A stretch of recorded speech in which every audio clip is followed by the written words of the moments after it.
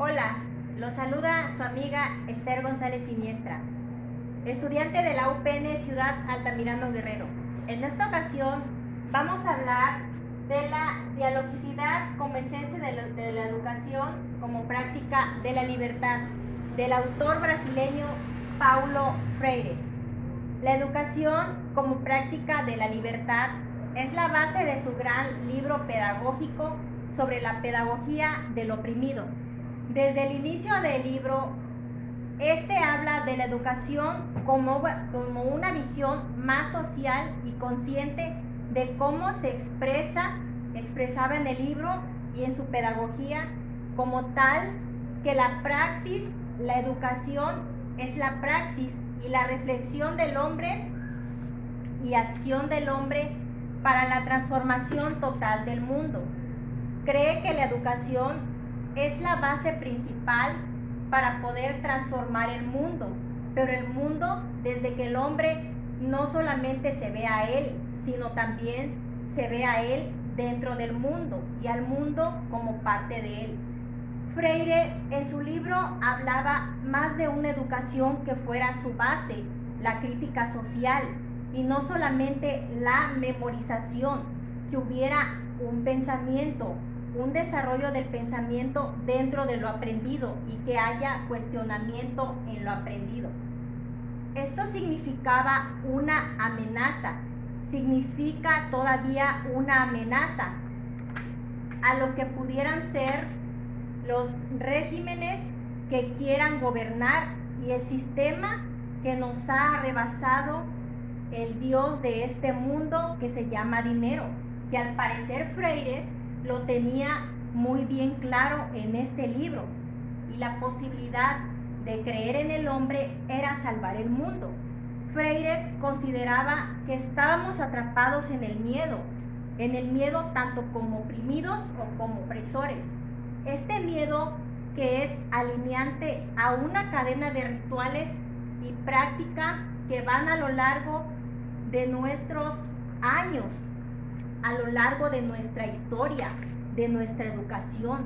Esta educación que nos acostumbra a un estilo de vida y a un sistema que nos oprime y que nos tiene en un nivel de opresión, que nos hace darnos cuenta que tenemos la capacidad de ser y empoderarnos por medio de la educación crítica para crear un mejor mundo.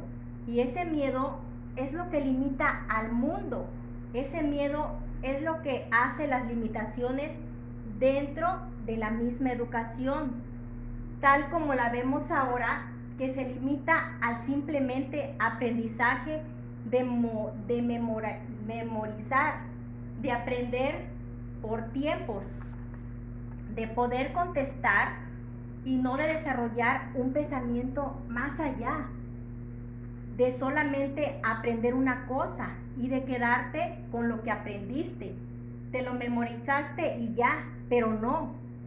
Freire creía que no solamente era memorizar, sino hablar de este tema, indagar si honestamente lo que yo estoy aprendiendo es lo correcto y desarrollar en base a ese pensamiento crítico donde cada ser humano pueda tener un mejor análisis. Freire proponía el diálogo como método de emancipación ante una cadena de sucesos y hechos que apresionan y cohíben la posibilidad de crear, que notan la palabra de una fuerza y de un ímpetu para la realización de lo que es la actividad educativa, que es una actividad que a su vez es un reflejo de un futuro que pudiera ser seguro, que pudiera ser estable y que asegurado ese futuro mediante el diálogo, donde la educación, tomando en cuenta todos los fenómenos del lenguaje, se siente en proyectos estatales y en proyectos nacionales, y donde la educación se ve en los mismos procesos de gobierno y de desarrollo humano y social. se muestra también lo que son dos categorías de opinión y deliberación, y estas son la antidialogicidad y la dialogicidad. El fundamento del diálogo no es sino el entrecruzamiento entre la mirada, perspectivas entre lo que es la comunidad y la transformación de lo que puede ser un mejor mundo. Pero ¿por qué es importante la dialogicidad para la educación como práctica de la educación? El diálogo, primero que nada, hay que considerarlo como un fenómeno humano. Los hombres no se hacen en el silencio, sino en la palabra, en el trabajo, en la acción, en la reflexión, comentó este autor brasileño Freire. Estos dos elementos, que son acción y reflexión, representan dos elementos indisolubles, ambos en relación de la dialéctica. Establecen la praxis.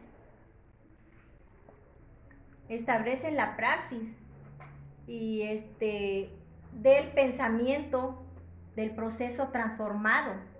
La reflexión sin acción se reduce al verbalismo estéril, y la acción sin reflexión es mero de activismo. La palabra verdadera, dice Freire, es la praxis, porque los hombres deben actuar en el mundo para humanizarlo, para transformarlo y para liberarlo. Ya terminando con esta breve reflexión de lo que es este capítulo tercero del autor Paulo Freire, yo pienso que debemos de entender que la educación va más allá de simplemente memorizar las cosas. Y ya lo hemos hablado aquí en este breve resumen, y es mi perspectiva de lo que he aprendido dentro de esta lectura. Es que la educación va más allá de un simple aprender, leer algo, memorizar y ya. Y eso es lo que ha pasado a lo largo de nuestra historia. Nos ha enseñado a memorizar cosas. Y nos ha enseñado a cuestionarnos si lo que nos estamos memorizando es lo correcto. Nos ha enseñado a aprender a crear trabajadores y no personas pensantes en la sociedad. Y esto era el freno que quería poner la teología del aprendizaje de este maestro Paulo Freire. Los hombres no se hacen en el silencio, sino en la palabra, en el trabajo, en la acción, en la reflexión. El diálogo implica un encuentro de los hombres para la transformación del mundo. Para Freire, la palabra tiene dos frases constitutivas indisolubles, que les vuelvo a repetir, es la acción y la reflexión. Ambas, en relación dialéctica, establecen la praxis del proceso transformador.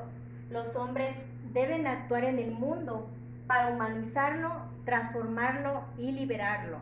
Autor Paulo Freire. Muchas gracias.